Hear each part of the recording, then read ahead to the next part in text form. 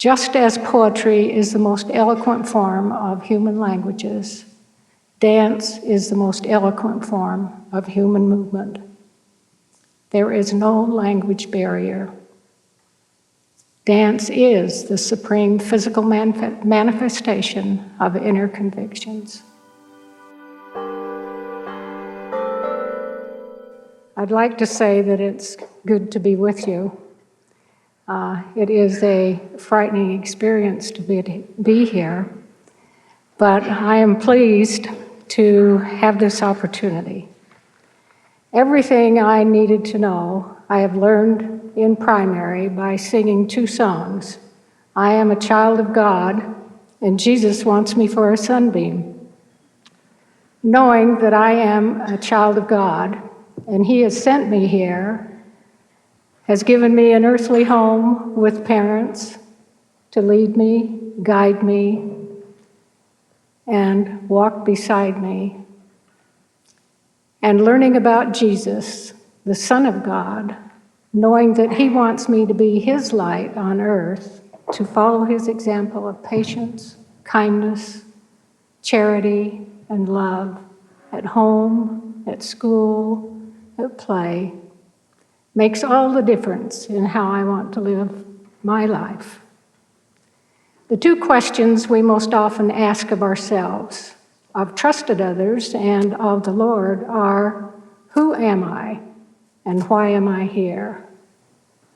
I suggest that we have the answers to these 2 questions, and that we are now ready for a barometer to measure the 3rd introspective and evaluative question, how am I doing? We have scriptural references and interpretations from church leaders to assist us in these self-evaluations.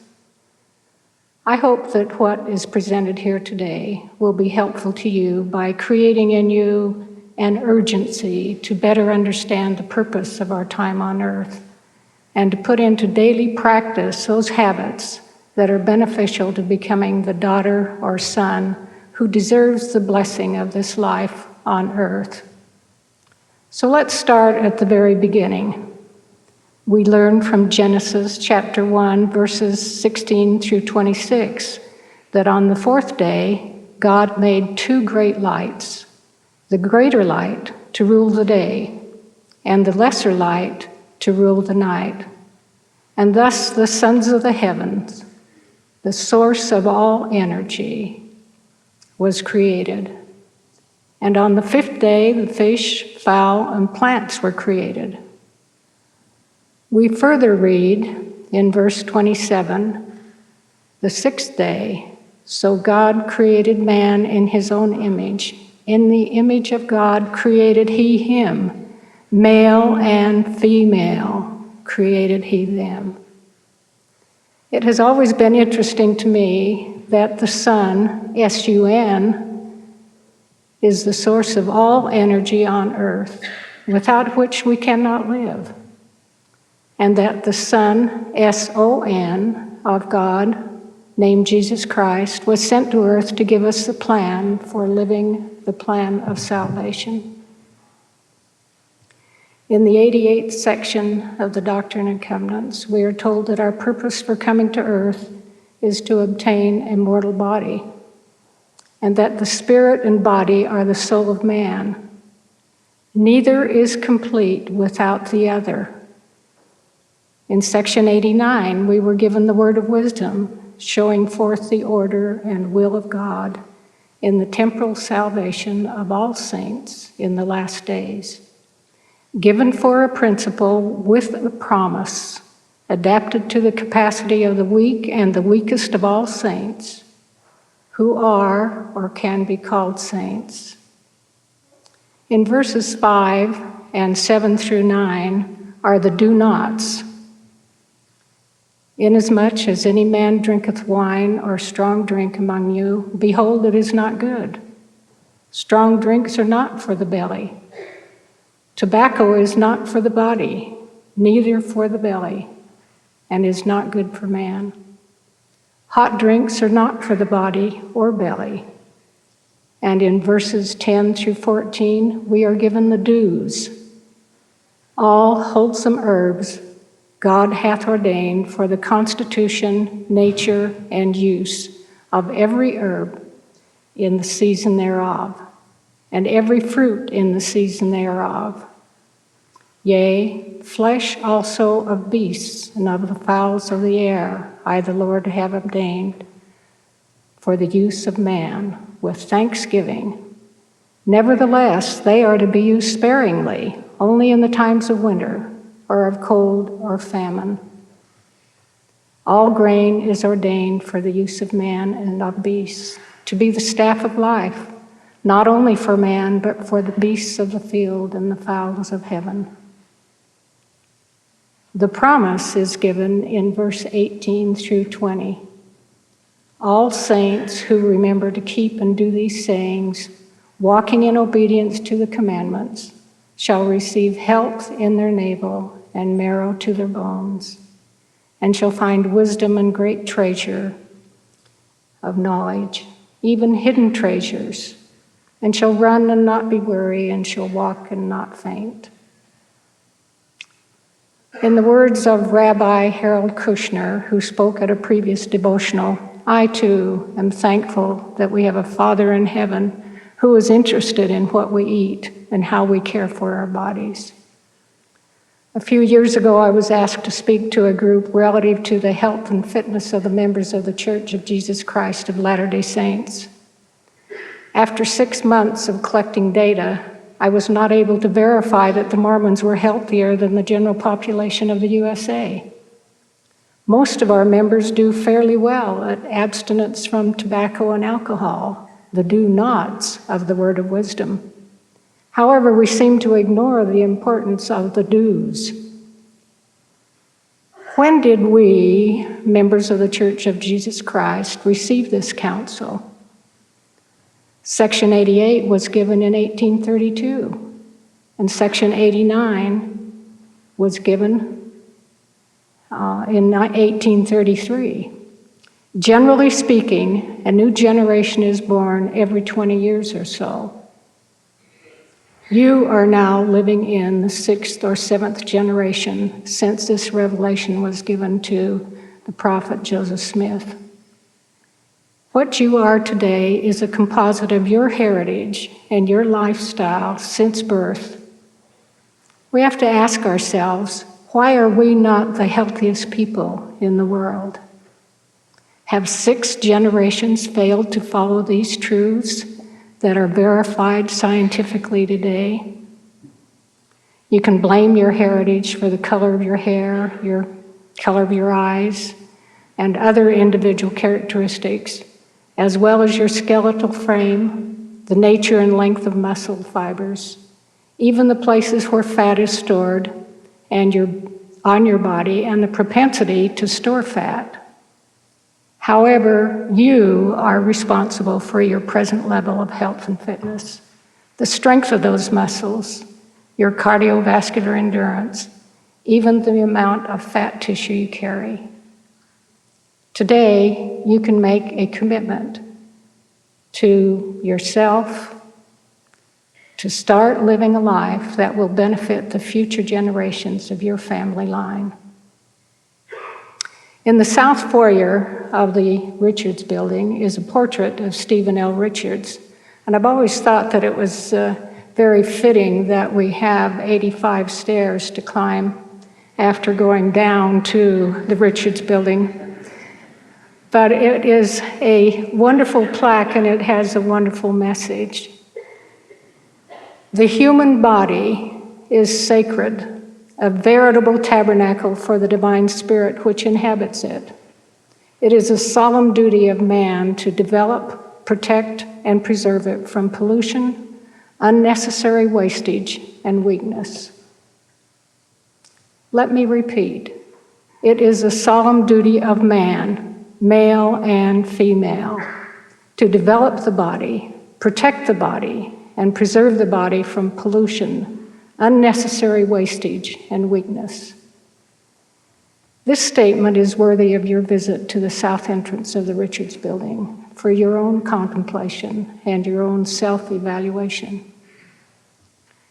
Recently, Professor Truman Madsen made a statement in a devotional speech at the Marriott Center that will serve as a personal barometer for evaluating your present and future lifestyle. I quote, "This generation will be known as those who trash the treasures and treasure the trash." I know of no greater verification of that quote than to apply it to the human body. How often do you, or those with whom you associate, trash the treasure of the sacred body with junk food and drink? Foods high in fat, sugar, salt, and low in nutrients, in preference over fruits, vegetables, and grains packed with nutrients and low in fats, sugar, and salt. How many of you are addicted to the trash such as soft drinks, high in sugar, salt, and carbonated gas, a poor substitute for the recommended daily intake of 64 ounces of water, so essential for the healthy functioning of the human body? Do you trash the heart, lungs, and other muscles of the body by living the life of a couch potato? The human body is designed for activity. It is strengthened by proper use, and it is weakened and deteriorates with misuse and no use. Do you treasure the trash and thereby trash the treasure of the greatest of all of God's creations, the sacred body, a veritable tabernacle for the divine spirit which inhabits it? I have recently thought about influences in my life that have developed my convictions about the human body, and my body in particular. Growing up on a farm in southeastern Idaho provided me many opportunities to develop and test my physical body. While I was very young, one of my chores was to get up early and run to the pasture to bring the cows into the milk barn. I got up at 5 o'clock. That is a habit that has stuck with me all my life. This daily activity, considered a chore by others, was a wonderful experience for me as I ran through the pasture, jumping the ditches, dodging the gopher holes, skipping, leaping, changing movement patterns, finding new routes to travel, and finding the exhilaration of the body moving through the atmosphere. I also remember that wonderful inner feeling I received when I first noticed that the cows were interested in my physical entrance into their presence. Old Pet, the leader of the herd, would be watching, and soon the entire herd would watch my antics as I rounded them up for that trip into the barn. I had other positive experiences and challenges during those early years. My parents liked to dance, and as children we took our turn being danced around the room in the arms of one of them, or standing with our feet on top of theirs as they danced us around the room. One experience that made a lasting impression on me relative to challenges was an attempt to cross the irrigation ditch. When I told my father I wanted to cross, he said, "Jump." When I said I can't, his answer was, "You can jump halfway, can't you?" I tried, landing in the middle of a ditch full of water. That experience taught me two things. One, not to trust my father. He loved to give challenges, and he loved to have a good laugh. And two, never try to jump a ditch of water until you've tried it out on a dry ditch. Well, my challenges and opportunities for physical development were many in that setting. What about you in your environment? What about here and now? Do you have someone to challenge you? Do you have something to do on a daily basis that challenges your physical body? You probably don't have a pasture to run in, or the twice daily responsibility and opportunity to perform for an appreciative audience of Holstein cows.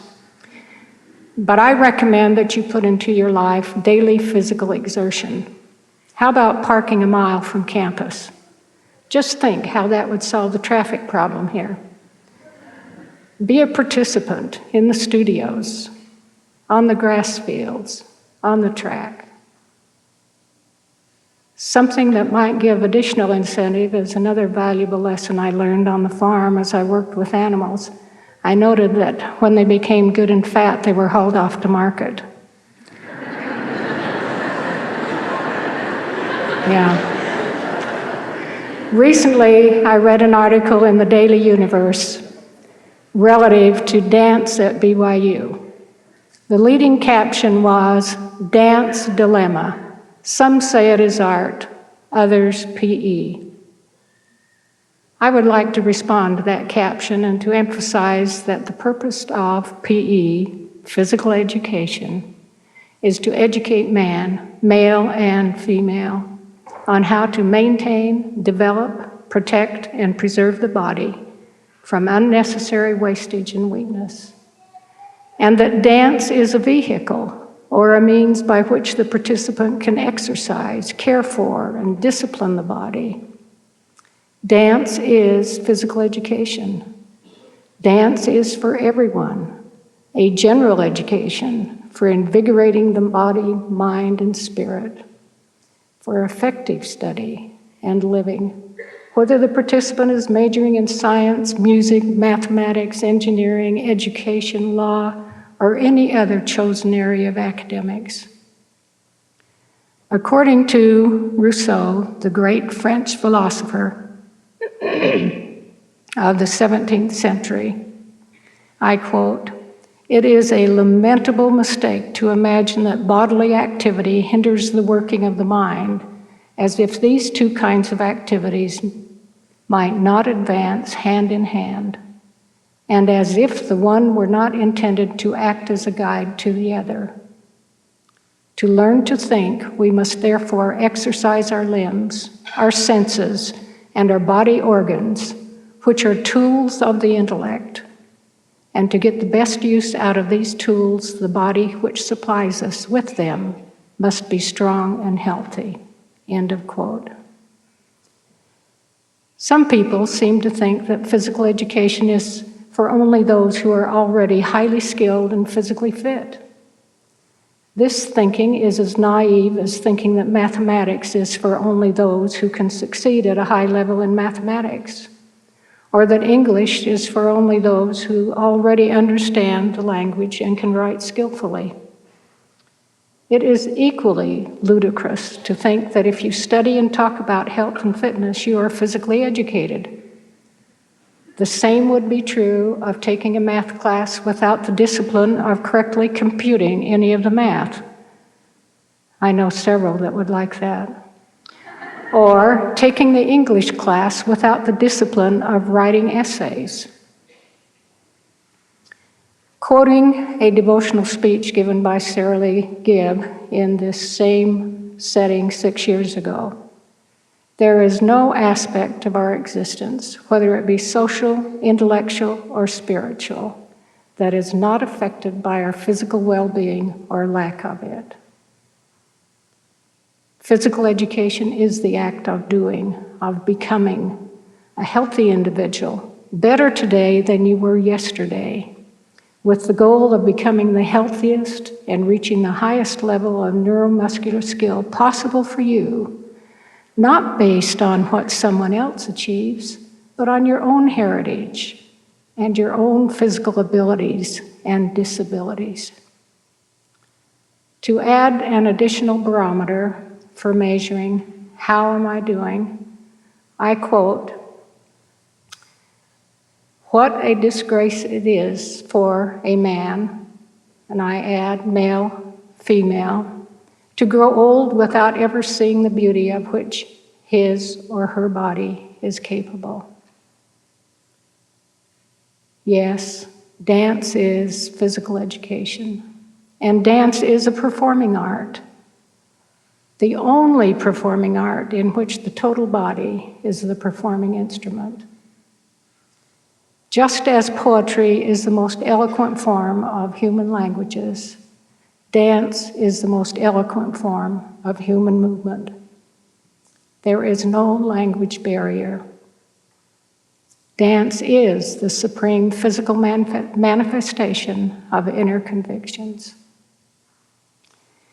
In this mechanized, materialized, computerized world, how much better it would be that at an early age, our children were engaged in creative, imaginative activity that involves the total being, the body, mind, and spirit, rather than sitting with computer games, watching TV, or being in other sedentary activities 6 to 8 hours each day. Upon my invitation, Rachel Culhans agreed to join us today to share a section of a dance she created to her selection of musical accompaniment.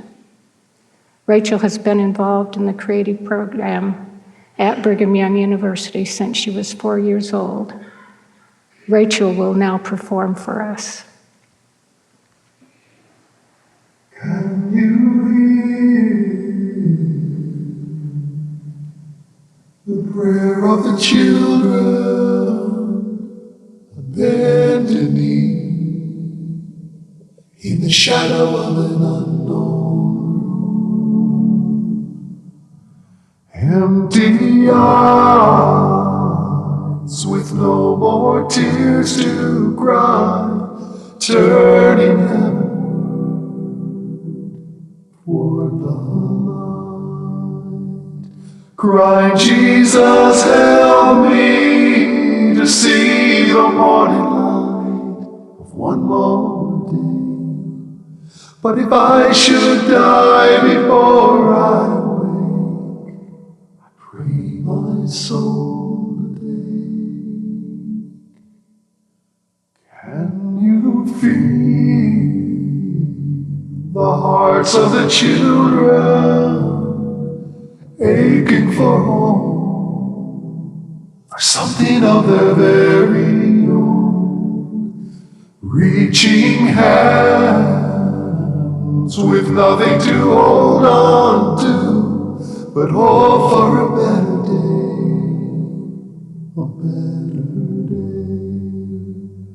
crying, Jesus, help me to feel the love again in my own land. But if unknown roads lead away from home, give me loving arms away from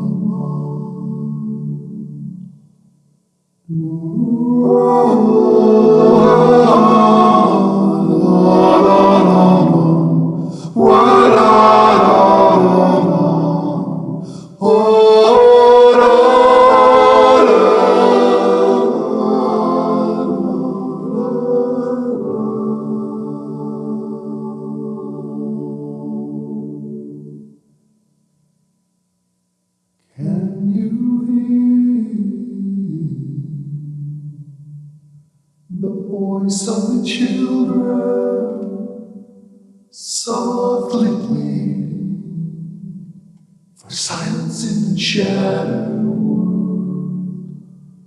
Angry guns preach a gospel full of hate, blood of the innocent on their hands, crying, Jesus, help me to feel the sun again upon my face.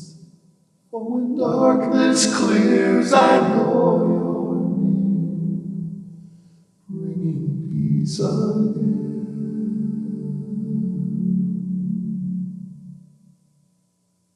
Dali čujete, svědče molitve. Can you hear the prayer of the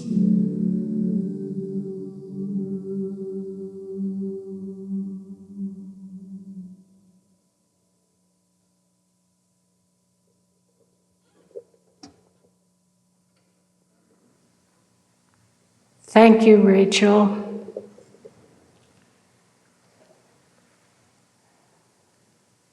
Dance has been and continues to be an aspect of Mormon culture. From the writings of the late Leona Holbrook, and as published in the Encyclopedia of Mormonism, I quote, "In 1830, when the church was organized, many Christian denominations were hostile toward recreation and play, particularly dance. However, the prophet Joseph Smith and his successors advocated dance and participated in recreational dancing. Joseph Smith was a skillful dancer and enjoyed hosting dances in his home.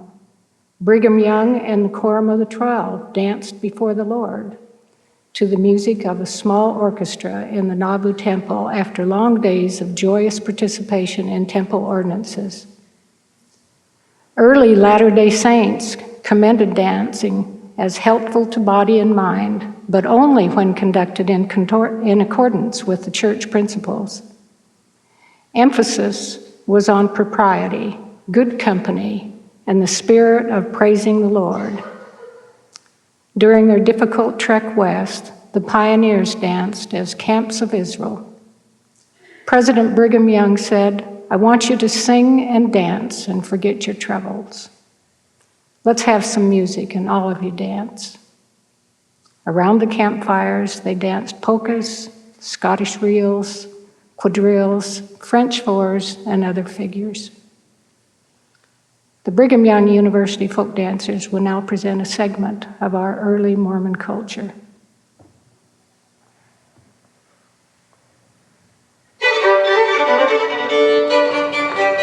Oh, tonight we'll dance by the light of the moon. Oh, how Buck and Jerry boy. Two fiddlers, best and only two. Oh, how Buck and Jerry boy, holding her hand and stealing a kiss. Never a step of the dance we miss. Never did know a love like this. Oh, how Buck and Jerry boy, with a merry little jig and a gay little song. Oh, how Buck and Jerry boy, we trudge our way the whole day long. Oh, how Buck and Jerry boy, there's a pretty little girl in the outfit ahead. Oh, how Buck and Jerry boy, I wish she was by my side instead. Oh, how Buck and Jerry boy, look at her now with a pout on her lips, as daintily with her fingertips she picks for the fire some buffalo chips. Oh, how Buck and Jerry boy.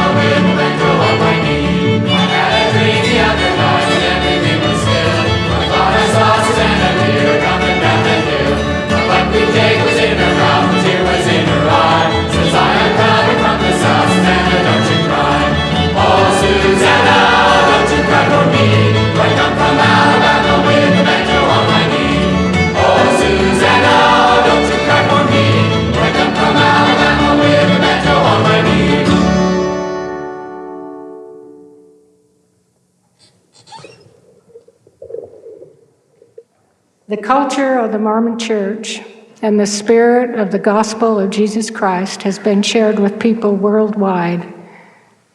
I have been with these groups as we have traveled around the world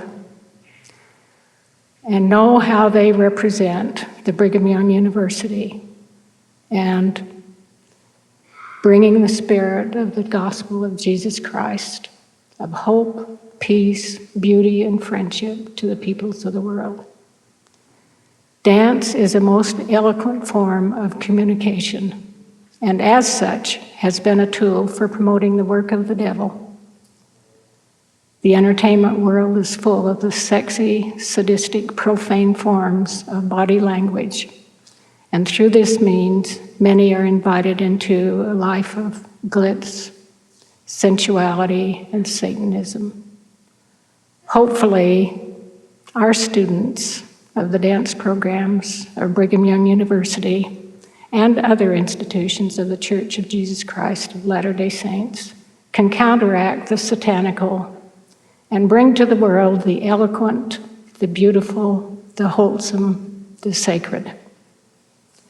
As a closure to this devotional, I wish to read to you the published statement of philosophy of the Brigham Young University Department of Dance, after which Amy Clark Lives, our own product of the Children's and Teens Creative Dance Program, and a graduate of Dance Major Program, and one who is currently teaching at BYU summer term, will dance the supreme physical manifestation of inner convictions.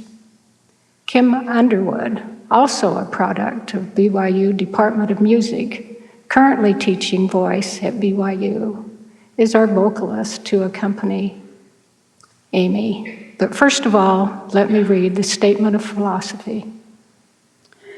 With the belief that dance, as an expressive art, is an optimal educational vehicle to harmonize the body, mind, and spirit, our work seeks to integrate the scientific, the historical, and the aesthetic in theory and practice. Dance at Brigham Young University celebrates the worth of the whole individual, including the sacredness of the physical body.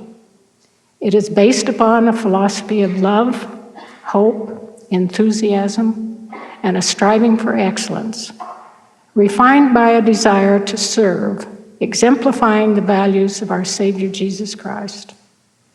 We believe in the dignity and potential of every human being and seek to provide a full spectrum of dance experiences for all who have a desire to be enriched through the joy of movement. Amy Lives and Kim Underwood will bring closure to this devotional.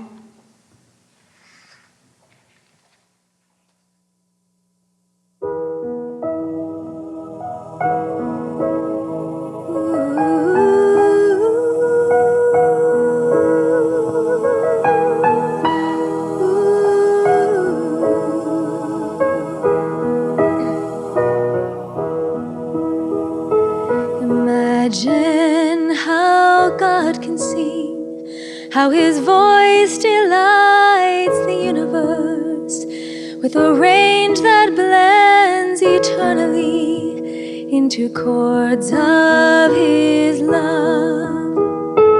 Imagine how God can dance, moving gracefully into our hearts to invite us to be intimate and share in His joy. And imagine how God must feel if we move back away from Him to design our own destinies, shaping lives of desiring and fear.